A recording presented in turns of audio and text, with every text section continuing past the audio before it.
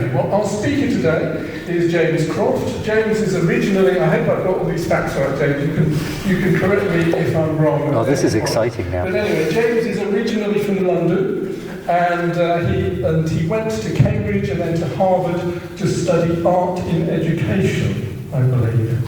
That's one of the things I studied, yes. One of the things, okay. He's been in America for about 10 years. 15 now, years. Yeah. And then he decided very wisely to come back to the UK to take up his current post as Lead Chaplain at Sussex University in Brighton. Until recently, James was a senior leader at the Ethical Society of St Louis in Missouri, which is 110 years older than Dorset Humanists. It was founded in 1886. Now, as you know, the link between the ethical societies and humanism is that Humanist UK was founded in 1896 as the Union of Ethical Societies in this country. So there's a close affinity between the two concepts. Now, some of you may remember that I gave a talk about the Ethical Society of St Louis here back in 2006, 17 years ago. Does anyone remember that talk? It was next door. Angela, you might remember, I don't know, but it was a long time ago. I've got dementia. I can't remember anything. That's all right. That's okay. But I expect you were there. Yeah, I expect so. Okay. Well, I've always been a fan of the Ethical Society of St Louis. I don't know if James will talk about that. Maybe we can persuade him. But little did I know that I would be here with a leader of the society here in 2023. Well, James is going to tell us about his personal journey to humanist chaplaincy and what the work involves. So will you please give James a very big welcome. Yay!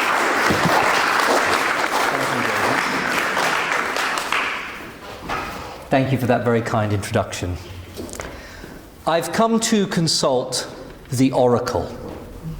I'm sitting in an impossibly stylish executive office looking out at the gleaming towers of the economic heart of London. Outside the floor-to-ceiling window, sunlight bedazzles spires of steel and glass, hurting my eyes, causing me to squint. This is Canary Wharf, where money is made, and that money has built a playground for commerce. I'm here to find myself, or at least for someone to find me. I'm meeting with a career coach. This is one of the perks of Teach First, the graduate teacher training program that I joined just after university. The coach looks shiny. Film star shiny, one of those people who looks so good they can't possibly be real. Her hair is exquisitely arranged, cradling her head with the sort of effortlessness which takes a lot of effort. Her suit is exquisite, sharp lapels convey a sense of purpose and forward motion without a hint of aggression. I feel self-conscious in my ill-fitting jacket and trousers, which try valiantly to match their shades of black, but just fall short. This lady looks like she has her shit together, so I'm going to answer all her questions, and she's going to tell me my future. The Oracle at Canary Wharf. For a whole hour, we talk about me. We discuss my aspirations, my dreams, my skills and weaknesses. We examine my family life, their professions, their hobbies, my relationship with them. We explore the passions and frustrations of my current job as a secondary school teacher. We wonder aloud about my future, where I want to be in 10 years, what I hope to achieve with my life.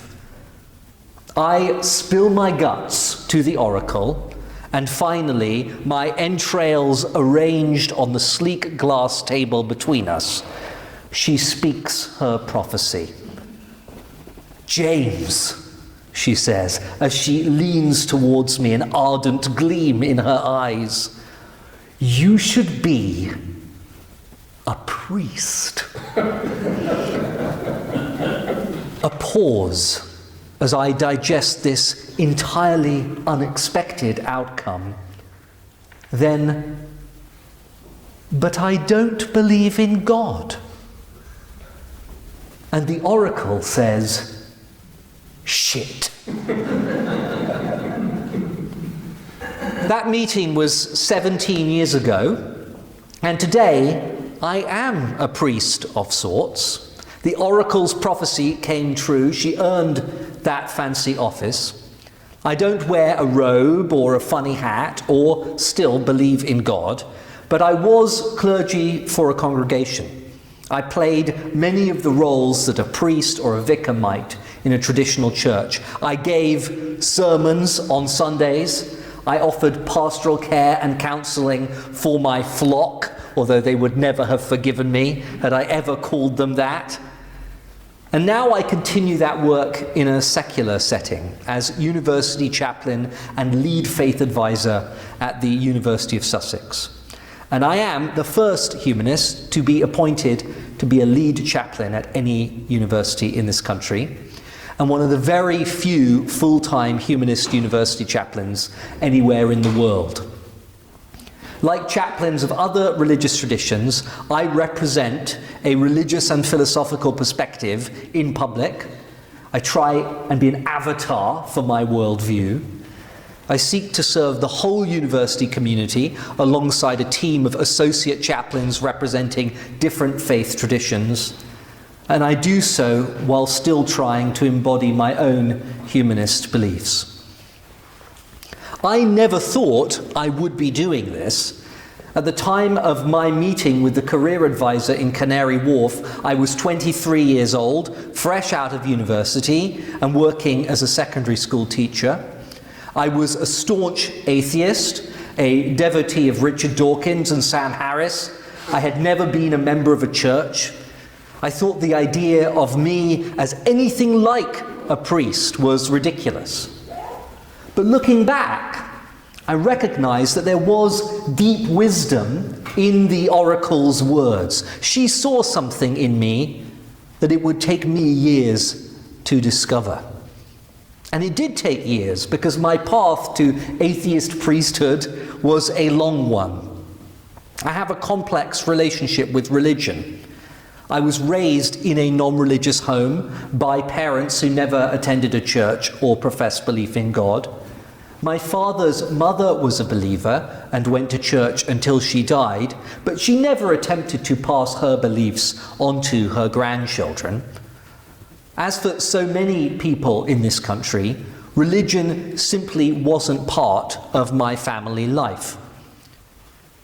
I did go to a Christian school, however, founded more than 5 centuries ago by a former dean of St. Paul's Cathedral, and vestigial elements of its religious founding still remain. We had a chapel on campus and a school chaplain, and when I joined the choir, I had to sing for services on Sunday mornings. So once a month, I'd get up outrageously early, don a cassock, a sort of drab, rough robe, and sit through the school's church service until it was our turn to sing. Although I was never once convinced that anything the vicar was talking about was real, about God or Jesus or whatever, I did enjoy the services. I found the sermons interesting and challenging. I liked being encouraged to think about how I was living. I enjoyed the quiet serenity of the chapel itself, a place set apart for something important. And I found the ritual fascinating. The smell of incense, musty and ripe, intrigued me. As someone not raised in the church, I found the kneeling and the praying, the act of communion, invitingly strange, like a glimpse into another country. They spoke a language I didn't understand, but I enjoyed the sound of it. I didn't participate myself, of course. Mine was an enlightened school, and there was no expectation that anyone in the choir would be a Christian. And because I'd never been confirmed, I couldn't actually take communion. So at that point in the service, when most of the choir approached the rail for their wafer, wine, or blessing, I stayed seated in the pews with the Jewish kids and the other atheists like me. Until one day, when my curiosity got the better of me, and I decided to have a go myself. What's the worst that could happen? I thought. So that day, when it was the choir's turn to approach the rail, nervously I joined my fellow students. When the minister invited us up, I made my way toward the altar and took my place in the row. I waited as the priest moved down the line toward me, blessing each bowed head, my anticipation mounting. And when he reached me, he seemed to pause, looking intently into my eyes. Then he placed both hands upon my head and intoned the magic words, "The blessing of God Almighty and Jesus Christ be upon you." And as he spoke, he pushed his hands into my head with some force, pressing my head towards the ground, as if he was trying to squeeze God into me. It was an aggressive blessing. It didn't take. This is not that kind of story. But I was struck with a sense that even though it meant nothing to me, something important was happening for the participants. And I realized that even though I was not religious, I was fascinated by religion. So when I got to university and had a lot of time to read, I decided I was going to read the foundational texts of all the great religious traditions of the world. I do not recommend this. It was a foolish decision. There are far too many scriptures in too many versions and translations for even the most dedicated undergraduate to read every single one. But in my youthful enthusiasm, I tore through the Bible, the Old and New Testament, King James Version, of course, for the poetry. I devoured a copy of the Bhagavad Gita that I was given by a bald-headed monk I met while on vacation in the States. I struggled through the Quran and pondered the Talmud. The writings of modern mystics both fascinated and confused me in equal measure as I searched for spiritual wisdom in their words. I even read Dianetics, the foundation stone of Scientology. Don't bother. It's not worth your time. And I didn't just read.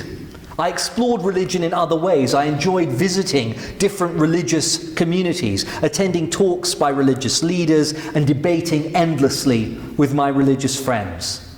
I dabbled in meditation, not my thing. My mind is much too wild. I lost myself singing shape note music in the sacred harp tradition and chanting the Hare Krishna mantra. Very much my thing. I will sing literally everything. And created pseudo-religious rituals in drama class, feeling out the connections between theatre and faith.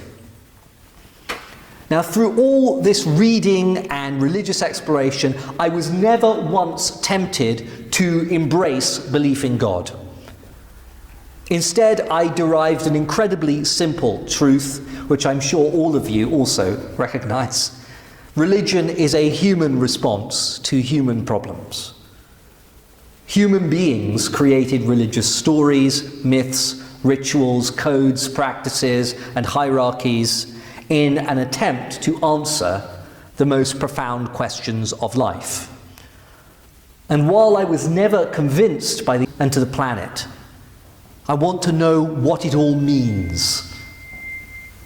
That was amazing. I want to know what happens when it's all over. And this is the stuff of religion. And in this sense, in the sense of being animated by life's biggest questions, I am a very religious atheist.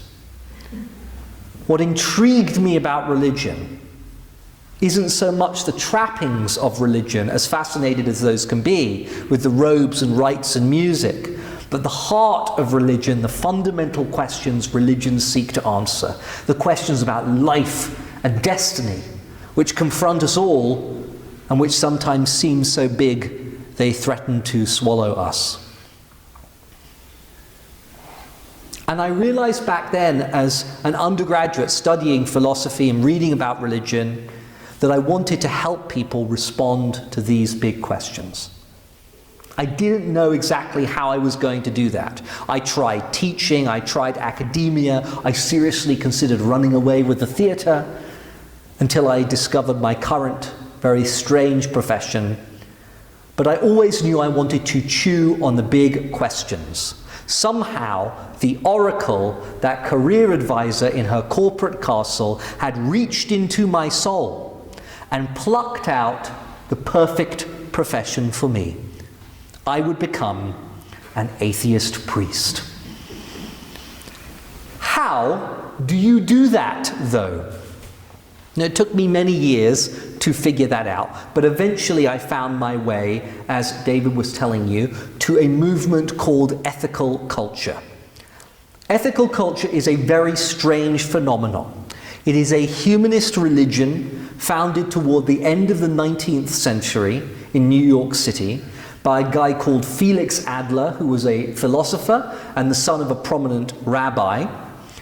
It is essentially an attempt to keep the good parts of religion, the sense of community, the opportunity to grow alongside others, the connection with something bigger than ourselves, without the bad parts, the dogmatism, the belief in unscientific ideas, the encouragement to think of ourselves as broken, sinful, and wrong.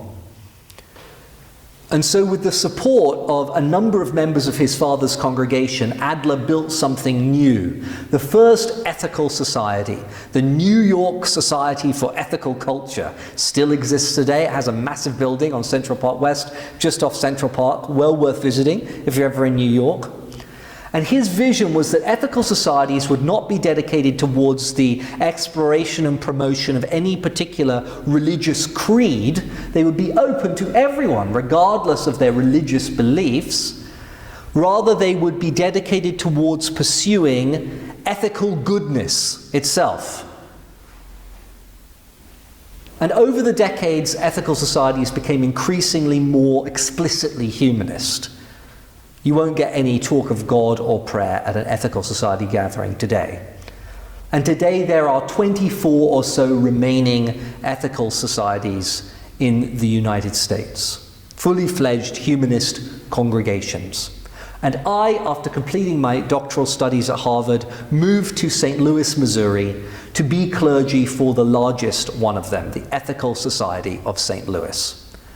So for 8 years, before I moved to Brighton in January, I was a full-time humanist clergyman. I spoke on Sunday, I offered pastoral care and counselling to our 350 members. I officiated weddings and funerals. I represented the community in public. I was in every respect an atheist priest. It was literally my job. And it was a fascinating life, living at the edges of the secular and the sacred, seeking to humanize religion and bring to everyday life a sense of reverence, usually associated with religion, making the magic mundane, finding in the mundane magic. But I missed the intellectual life of my doctoral years. I love the energy and stimulation of a university. I wanted to get back into the classroom to teach.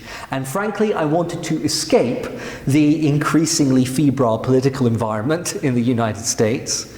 So about a year ago, I told my congregation that I would be leaving them, and I began to look for jobs as a university chaplain here in the UK. And that brought me to Brighton, to the University of Sussex, and in a roundabout way, to you today. And so I'm very grateful to David for the invitation and to Lynn for ferrying me from the station, without which I would never have got here, would never have found you. So today I'm a chaplain.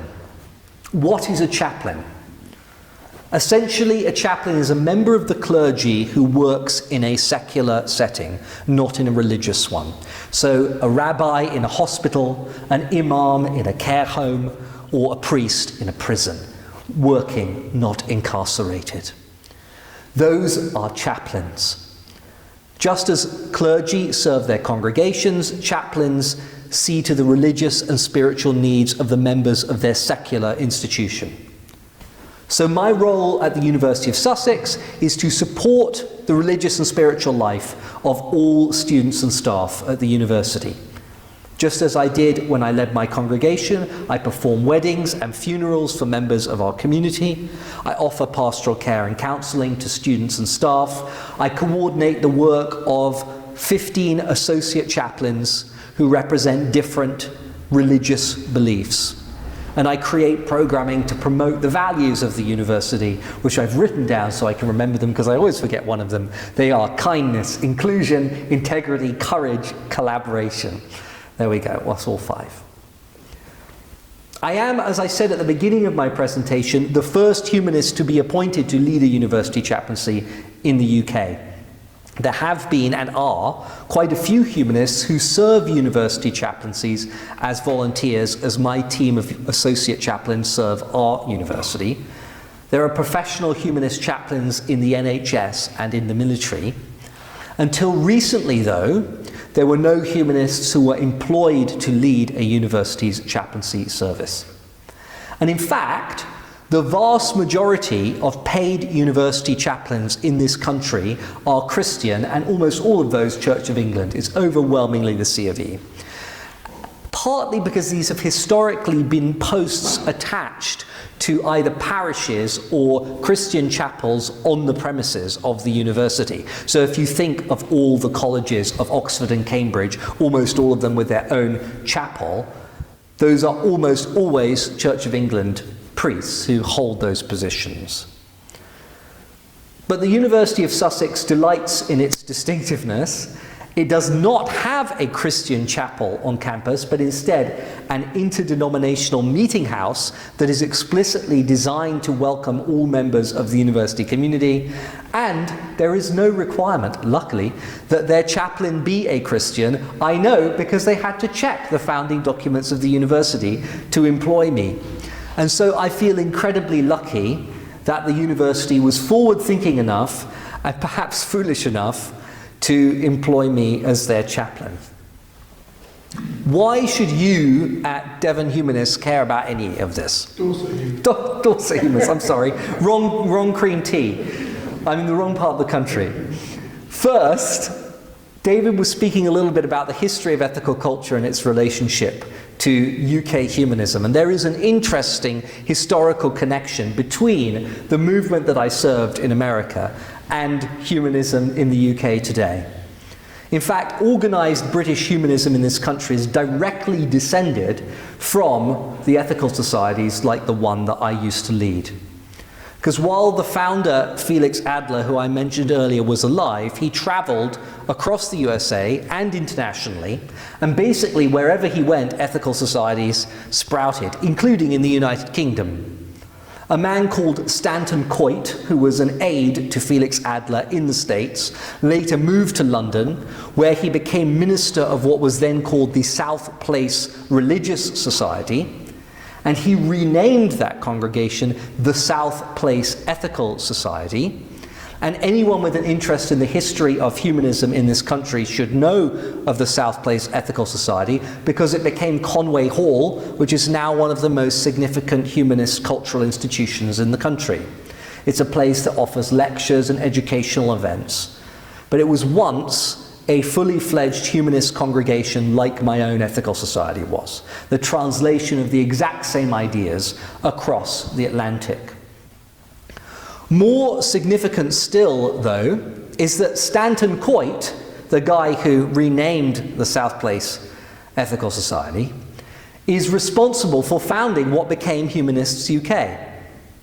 After a few years of work in the United Kingdom, there were a number of ethical societies across the country, and Coit established a union of ethical societies to coordinate their efforts. That became the Ethical Union in 1920. In the 60s, it hired its first executive director, who was Harold Blackham. You have some of his books over there. He's known as the father of British humanism, and then changed its name to the British Humanist Association. which is now Humanists UK. So we have the genealogy of British organised humanism, from Felix Adler and the American ethical culture movement to Stanton Coit, his student and aide, to the South Place Ethical Society, now Conway Hall, to the Ethical Union in the UK, to Harold Blackham, father of British humanism, to Humanists UK. So on behalf of the American Ethical Union and the remaining ethical societies in the United States, I would just like to say, you're welcome. Without us, there may not have been a Humanists UK for you to be a part of. The second reason you might be interested in my story is that through my work leading the Ethical Society of St. Louis, and now as chaplain for the University of Sussex, I've seen firsthand the importance of having professional, trained humanists in positions that are traditionally taken up by religious people. There is a perception among many humanists, I think, that as our society becomes less religious, which is undoubtedly happening, the need for things like congregations and chaplaincies will likewise wane. Religious institutions, because they tend to promote beliefs which are untrue and sometimes harmful, are viewed as altogether unnecessary in a secular society. They'll just fall away and be replaced with secular alternatives. My experience has shown me that this view is mistaken. Religion, in my view, is a human response to human needs. And that means that when people stop being religious, they don't stop having the needs which drove them to religion in the first place. The needs met by religion don't vanish when someone becomes non-religious. They just often go unmet.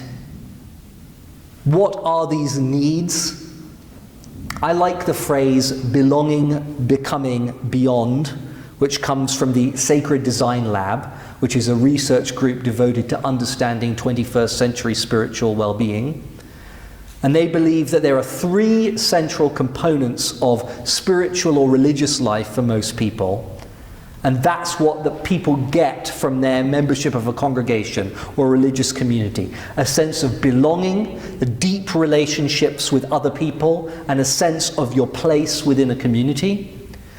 Becoming, the ability to learn and grow, aspiring to live more in line with our highest values. And a connection with something bigger than ourselves, a connection with something beyond ourselves. Belonging, becoming, beyond. And I think a humanist approach to chaplaincy, and in fact a humanist approach to religion in general, is vitally important, because if we could provide for the spiritual needs people cannot otherwise replicate in a secular society, we would be much happier than we are today.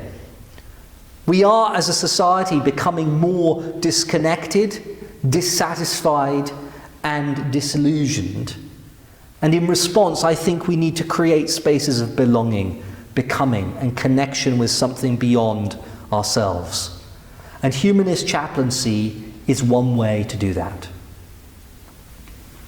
And that leads me to the final idea, the idea I want to leave you with, and hopefully that we'll have a discussion about. Through my work, I've come to believe that the humanism I grew up with, that was popular when I was young in university, is inadequate to face the challenges that we face today as a species, as a community, as a country. I think it's time to promote a new humanism, a deep humanism, that embraces our whole humanity and has a different relationship to religion and spirituality than the humanism we so often present in our groups and magazines and at conferences. The humanism I grew up with was primarily concerned with all the ways it was different to religion, whether in the writings of the New Atheists, which were so popular when I was a young adult, in atheist YouTube channels or on popular blogs. Humanism was fundamentally defined by its opposition to religion. To be a humanist, first and foremost, was to be non-religious or sometimes anti-religious. And there was something important about that phase of humanist and atheist activism. It's doubtless true that religion is responsible for many grave evils, and that it's frequently shielded from criticism by the undue reverence that even many secular people have for others' religious beliefs. So it's good that the humanism that was in ascendance when I was growing up sort of dispelled the cloak of invulnerability and enabled us to talk honestly about the effects of religion on our personal and communal lives. But the truth is that the challenges we face today are not primarily down to religion. We face so many threats, don't we? Political extremism, climate change, distrust in civic institutions, rising income inequality, the corruption and lack of principle in our politics, the misinformation pandemic, just the sense that we as a society are stuck, overwhelmed, unsure of how to deal with the future. These are problems which require, I think, a different sort of humanist response, a different humanism than the one championed by the new atheists and their acolytes. What is the response I envisage? I want a deep humanism, a humanism rooted in a more expansive and complete idea of what it means to be human, a humanism that embraces our emotions, our desire for meaning and narrative, our love of art and music, a communal humanism that recognizes we're better together, we're not atomized individuals, we need each other and have responsibilities to each other.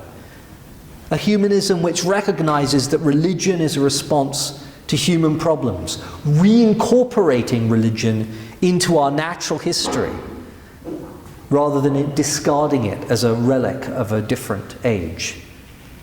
A humanism that prizes ethical values over religious beliefs, welcoming and working alongside everyone who shares our broad principles, whether they are religious or not. A political humanism, engaging proactively with the challenges we face as a species, offering positive and visionary proposals for change. A dancing, singing, joyous, activist, prophetic humanism. When I sat with the Oracle at Canary Wharf, I never could have imagined that some 20 years later I would be, in a sense, an atheist priest. This is not the path that I imagined for myself. Sometimes it feels like my career chose me rather than me choosing it. But it's work that I'm proud to do, working with students to help them find belonging, to become their best selves, to connect with something beyond themselves, and I hope representing the deep humanism I've spoken of, which uplifts the best in humanity, the best in all of us, whether we are religious or not. Thank you. I'd love to hear your comments and take questions.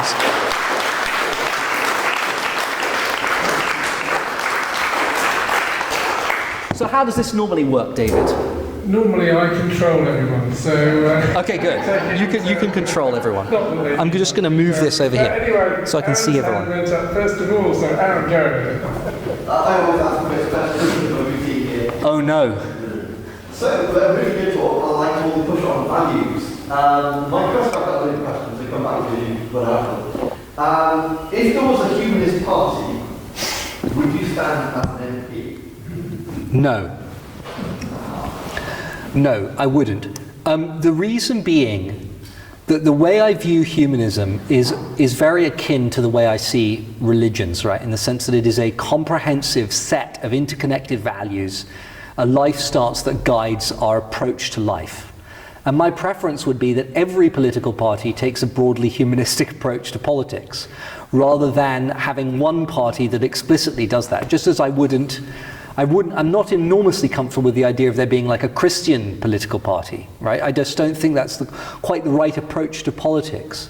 I also think that pragmatically, our country's political system is screwed. It's just a terrible, terrible political system. But it would never be successful. I'm sorry to say, it's inconceivable in our current political system. So I think actually, as if we're talking about politics, we have an ethical responsibility to apportion our effort towards what's likely to work. And I don't think that's likely to work. So I think our effort should go somewhere else. So that's my view. But I know you're passionate about it because I read your article about it. Yeah, that's a good answer. Because there's a lot of people in this room who I think have no idea, including myself, who to vote for, whatever the next vote is. Right.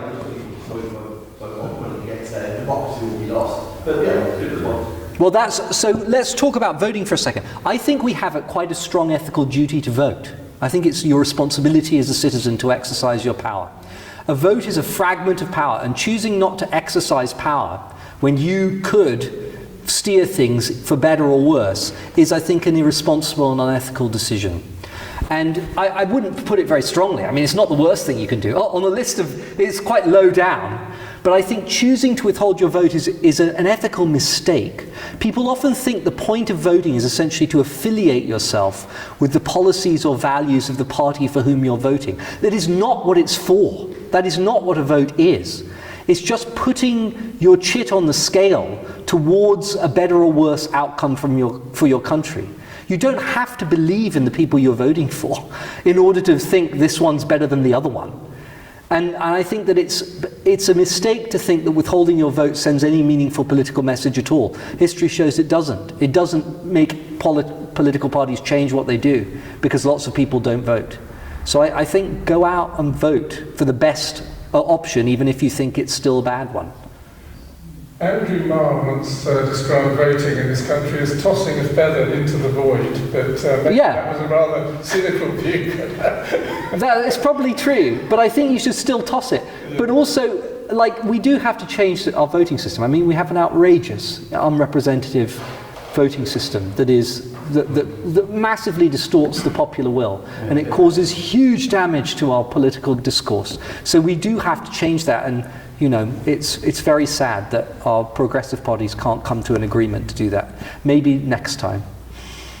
Okay, we've got Simon and then Roger. So Simon, do you want to go next? Right, let me see if I can work my phone. Yeah, I love what you said about the idea of coming and beyond as being values that we could see as being humanist. So I was brought up by my survivor of a mum, Angela, 96 years old. She's seen it all. And she was part of the post-war generation that went very far left and anti-establishment after the Second World War. And she was an anarchist, and she sold freedom to everyone who would sort of have it. And she believed at that point, sort of 50s, early 60s, that this gave her a license really to do whatever she wanted. That was the whole point of breaking free from God. And so the recent ethical discussion in our household, I said something about, how we shouldn't be entirely selfish. And she said, why not? Why shouldn't we? And so the anarchism was still there. And I think it's a really interesting issue because in the old Christian version of selfishness and anti-selfishness, there's kind of put onto you at school that you should be like one of those good Christian martyrs who were on all the church windows with daggers going through them and kind of tortured death in all sorts of interesting ways. There seemed to be something unreal and spooky about that. Nevertheless, I think escaping from the prison of one's own selfish self-obsession with one's own being more successful or less successful is essential to being human, if there's a way to describe that in non-ideological religious terms. So what do you think? Well, you said a lot of things there. I think you're right about... We have a very status-obsessed society, and in some ways it's become worse with social media, which is a kind of a constant, never-ending competition for social status. And I think that it has the potential to be quite harmful to our health and to our prioritization of our values. And so I think that certainly finding ways to break out of that sort of self-regard, but also kind of obsession with what other people think about us, that's certainly been part of my own mental health journey as someone who quite young became an obsessive people pleaser and wanted everyone to like me. And I'm feeling now, only for the last few years really, that I don't actually care if people like me very much, has felt like a superpower. It literally feels like I can do anything now. And so I think the question I would ask, particularly in my work, particularly with university students, how can we create programs and contexts where they can break out of this obsessive need to perform in front of other people and try and relate to themselves in a more healthy way? Because it's certainly a challenge. I don't know that I have good answers to how we do that, but I do recognize the need to do it. And I think the university as a whole recognizes that that's a challenge for many of our young people as well.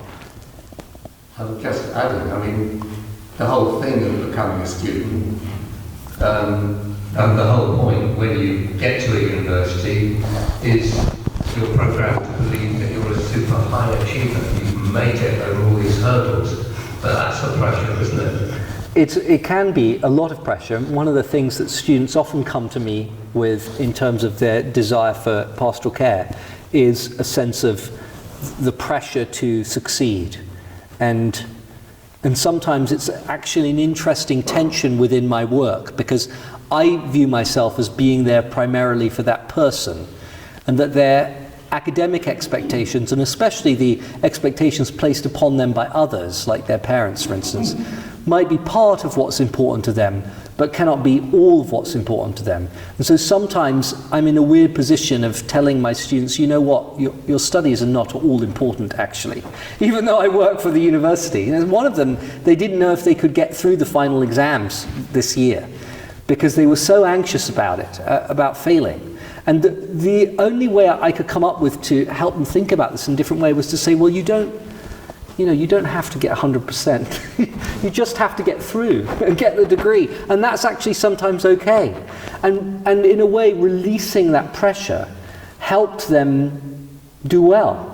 But it was only by releasing the pressure of expectation that they could get there. So it's an interesting tension in my work sometimes. I don't like to tell sometimes the professors I work with what I'm telling some of their students, because sometimes it's like, well, you don't have to hand that in on time, really. But I'm not sure if they would appreciate that. A quick question before I go to Roger. If you believed in God, James, would you have been a Catholic priest or a Church of England priest?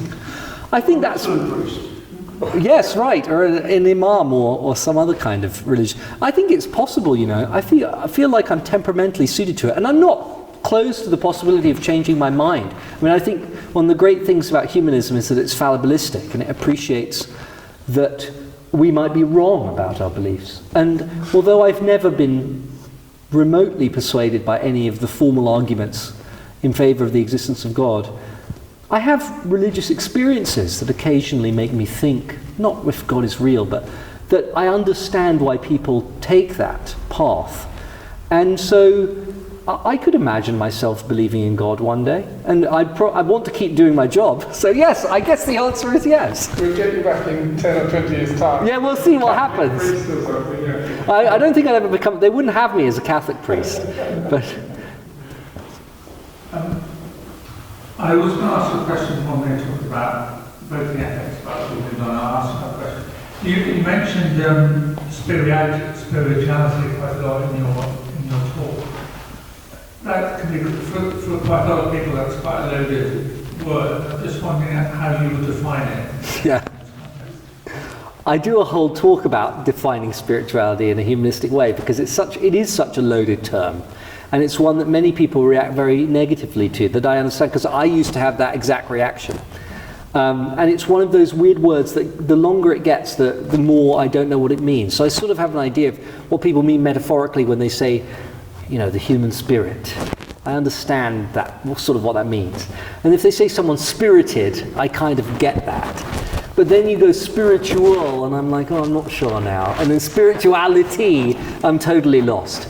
So I think the way that I come to it is actually back to the old classical idea of the soul. If you read the old classical accounts of Achilles, or particularly Homer's Odysseus, right? They talk a lot about the soul, but they don't mean the kind of Christian concept of a ghost inside the body. That's not what it means in that classical context. What they mean is the sort of trammeled up excellence of the person. Like all the best things about that person are their spirit. It's kind of a naturalistic conception in the classical literature. That's where I go to understand what spirituality means. It's our connection with what's best in ourselves and each other. And so that might be our highest ethical principles, our yearning for justice, or it might be our love for each other that we sometimes experience when we're feeling particularly connected. I know British people a little bit more reserved than the Americans I've worked with for the last 15 years, but still we sometimes feel love and connection to each other. Or just a sense of contentment with a cup of tea and a scone in the afternoon, and we feel that everything's all right with the world. Those experiences are at the top end of what's sometimes called our hedonic range. That's kind of where I go with spirituality. But I recognize it's a very fuzzy term. You have to get me back to do that talk. I do one about the soul too, what that can mean, the humanist idea of the soul. Yeah, thanks. I broadly agree with it. It's like the person on the one side, and you want to sort of community aspect and something bigger than oneself. So I probably agree with that if you're going to define that term. Thank you. Yeah, of course. James, could I just ask you to switch your mic back on? Did you I didn't. Oh no, I think it's just fallen down. Is it? I didn't turn it off. I don't think. I've got a green light there. And, oh, David, I didn't think we were going to get to know each other that well.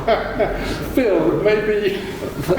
And Phil, too. This is the best day of my life. If I could just take over your... Yes. No red light. I know you have a very good voice, James, but just sitting down. Oh, sitting down, turn it off. Was it on all the time? Okay, sorry about that. Hopefully you capture that. See you is next. I won't sit down. Well, I'll sit down carefully. How about that? Okay, that was a really good talk. I just wondered, you said that you were coordinating a bunch of other chaplains. Yeah. So they're obviously of different religions and that. And because ask how that works. So did the university choose you to lead the other chaplains because you're an atheist, or does that sort of come into it? And do different students go to different chaplains because of their backgrounds or religion, or do you see atheist students?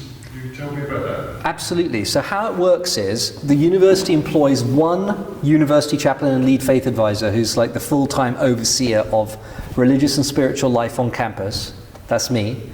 And then there are other individuals who are effectively volunteers who are associated with local congregations, local community organizations. Some of them are seconded from a parish, right? So our Church of England chaplain is the vicar of the church in which the university, of the parish in which the university sits, if you know what it means. So he's our Church of England chaplain.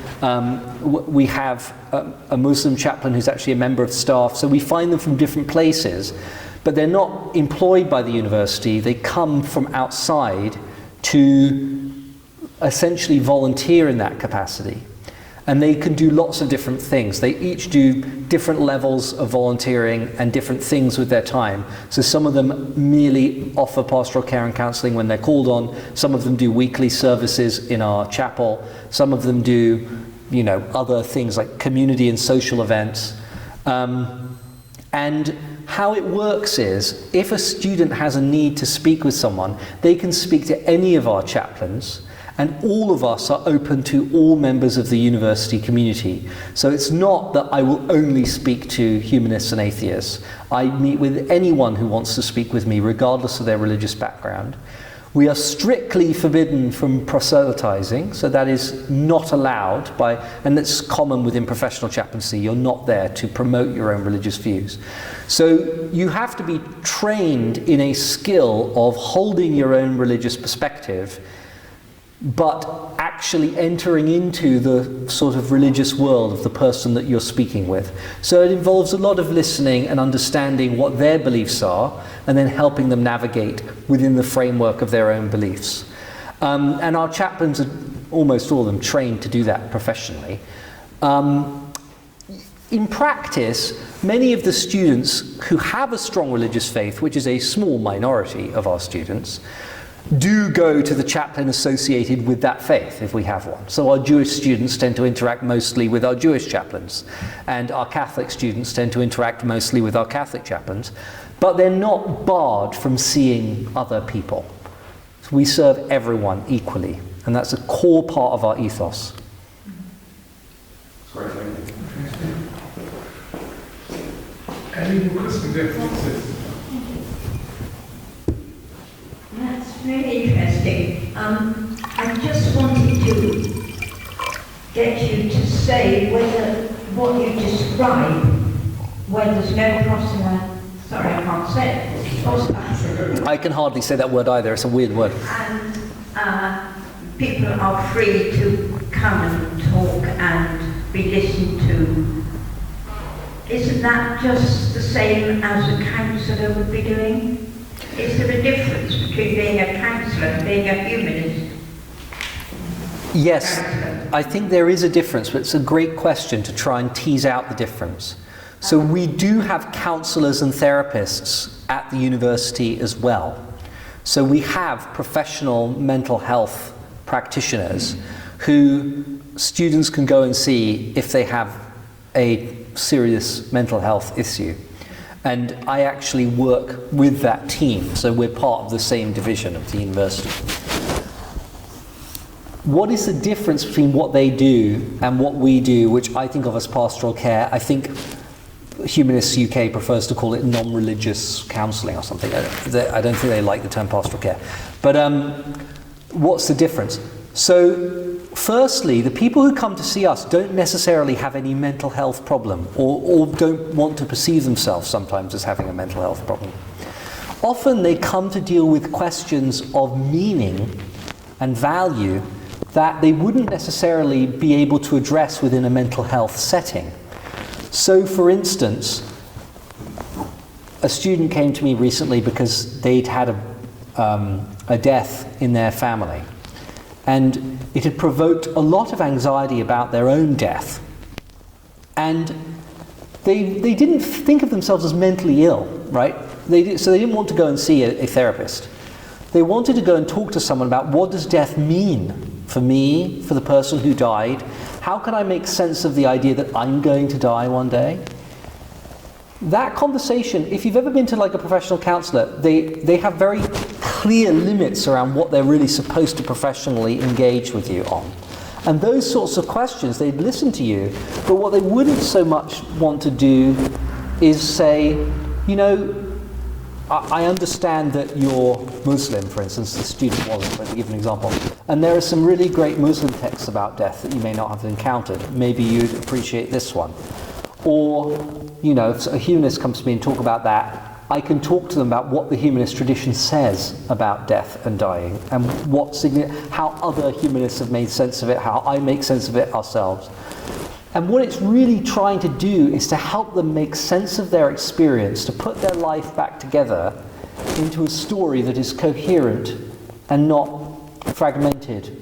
And that's just a different challenge to this person has clinical depression or is at risk of self-harm. Those sorts of challenges we immediately pass on to the therapists and counsellors who are mental health professionals when we are not. So it's kind of a different thing. It overlaps, of course, there's overlap in our work, and we work closely together because of that. But I think that hopefully that's kind of articulated a bit of a difference. I've got to get better at answering that question. It's a good question. No, thank you. Go ahead, Angela.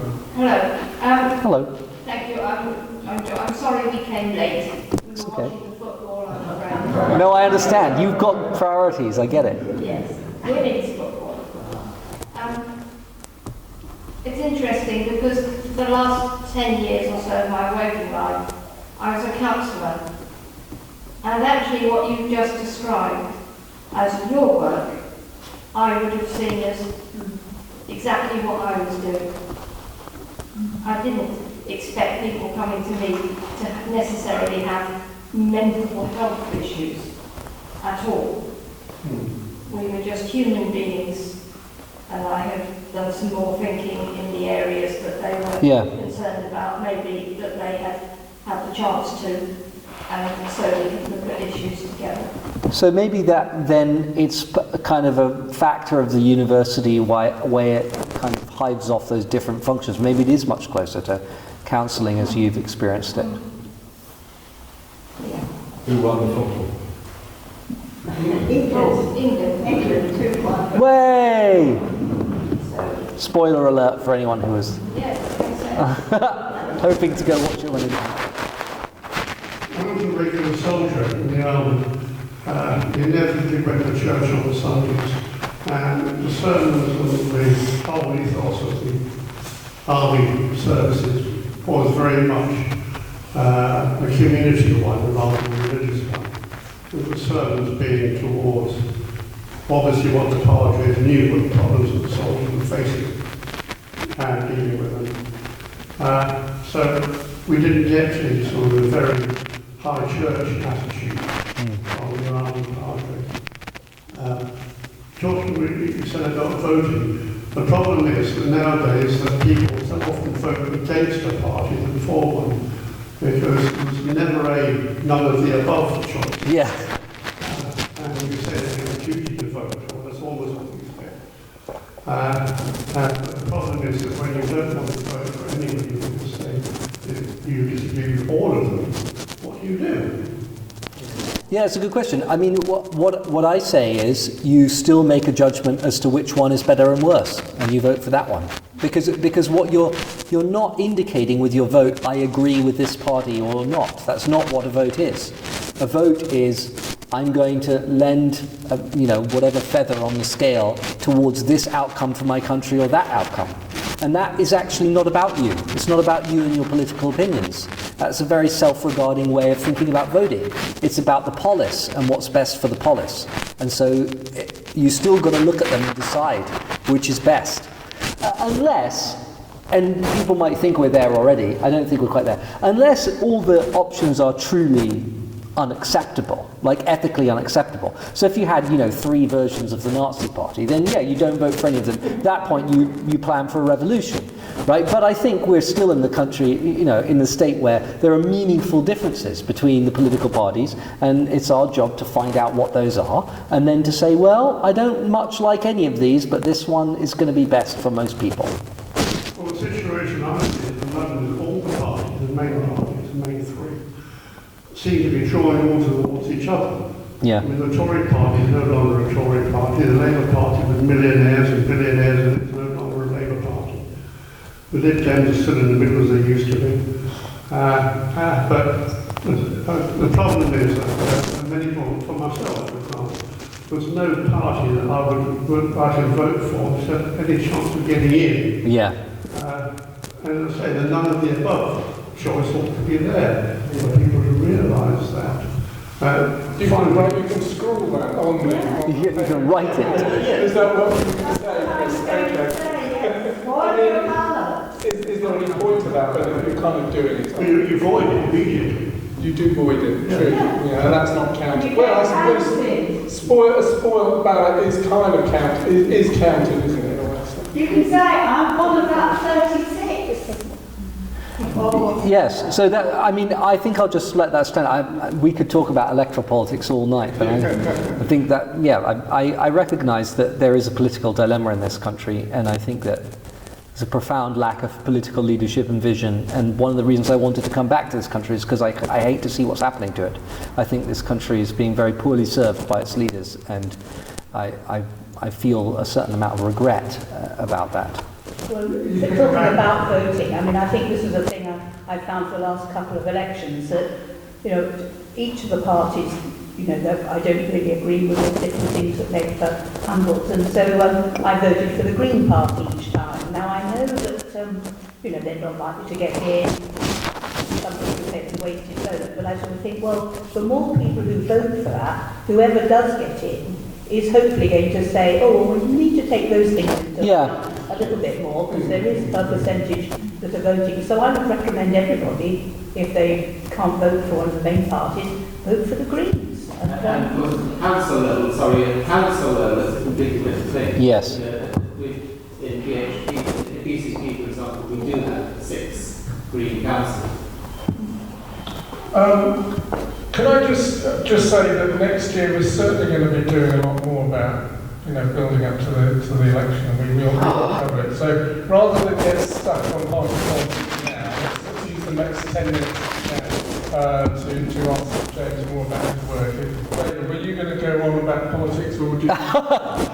You can all go on about politics afterwards. I'll stay around for. In fact, really, to James' work and also. Okay, great. Yeah. I mean, it's 2 generations since I was at university, so a long time ago. I found in those days there was a lot of informal help between the students themselves. They are of a different generation, they taught in their own way. And do you encourage the students to, a mutual help system, so what they're doing? I have been a Samaritan volunteer in the past many years ago, but, I did find that there was quite a lot of mutual help, both academically and personally between, students meeting together. And obviously some people drop out of the system, and they fall below the zone.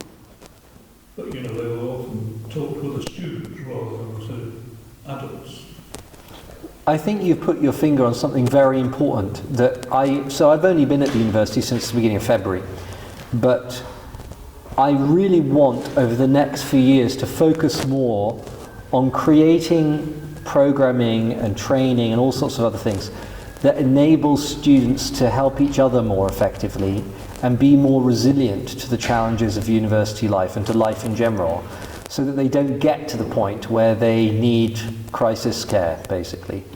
One of the things that I and our mental health professionals are both seeing is extraordinarily high levels of loneliness and anxiety amongst students, unusually high, exacerbated dramatically by COVID, so I can't say how much of it is due to this cohort having their whole university experience was profoundly disrupted by COVID. And partly that's inhibited their ability to make those deep connections with people who would support you. But I don't think it's just that. I think that there's a lot of things that have changed in the social landscape that has made it harder for people to rely on their peers. I've spoken to a lot of students who live in university housing on campus. We've got a gorgeous campus at Sussex, just the north edge of Brighton between the city and the South Downs, basically in the National Park. It's stunning. So we have a lot of housing on campus. A lot of our students live on campus in residential blocks, and they have their own little room, and they don't know anybody in their building. They don't know anyone. Whereas when I was at university, I knew everybody on my corridor. Like the first day we knew everybody on our corridor. I mean, we all, I won't say what I was about to say, but we knew each other very well after the first day, And so something has changed in the way that young people relate to each other, or are able to relate to each other. And so part of the role of the chaplaincy will be to try and change that culture back. So we're thinking of ways when we welcome a new cohort of students in the coming academic year, of encouraging them to get to know each other.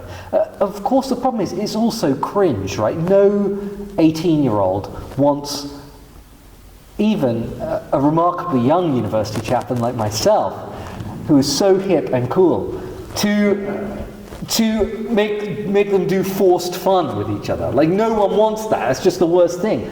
But so we have to think carefully about how to do it. But we do have to encourage those peer relationships, because they will be the first place people turn if they have them. And if they don't have them, it can be very, very isolating.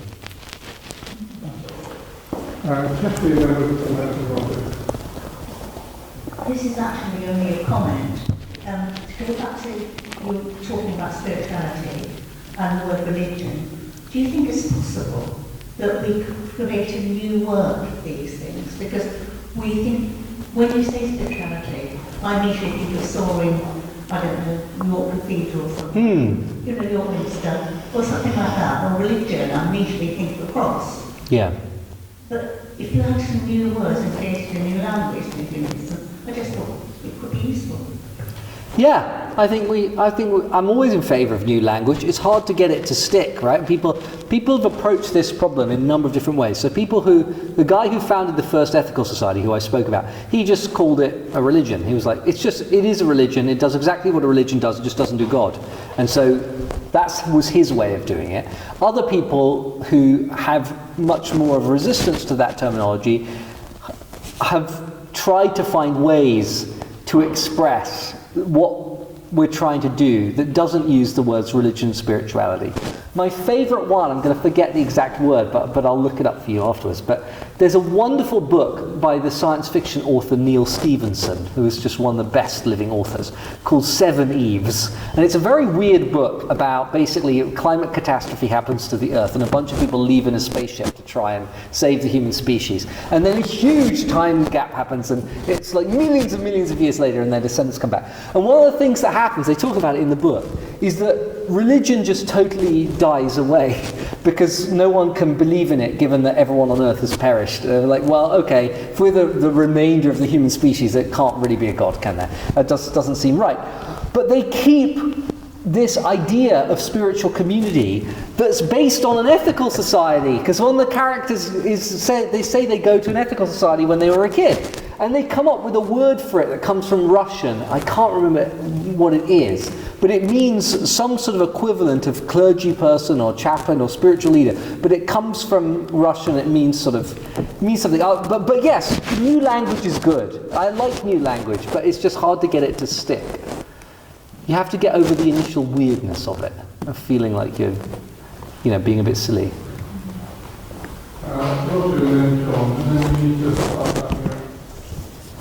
Yes, you're clearly very passionate about the job you do within a university context.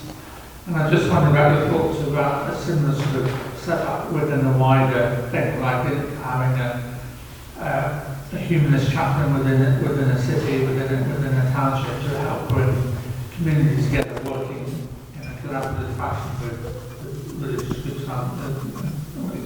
I think that would be great. I would love all these old empty churches to turn into ethical societies, basically. The problem is that actually it's just as difficult to get people to go to an ethical society as it is to get them to go to church. Probably more difficult. But yeah, I think that our communal life and our civic life would be much improved if we had a re-energized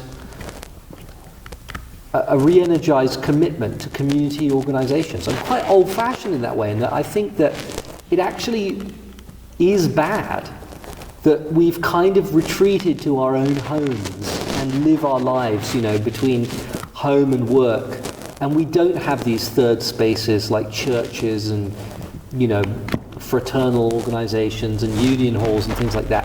But the Sorry, WI. Yes, right, the WI. The erosion of civic life. I mean, this is a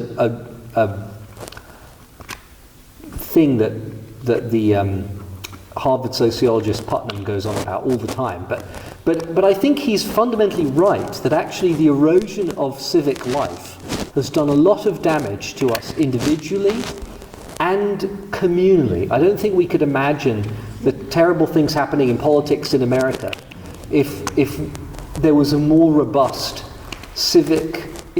network of civic institutions. And so I think we need to get back to that. I just don't know how, when it's so tempting to play video games all day, like I did on my trip down here. It's very difficult. Thanks. Just a very small thing. You mentioned difficulty in getting students to know each other.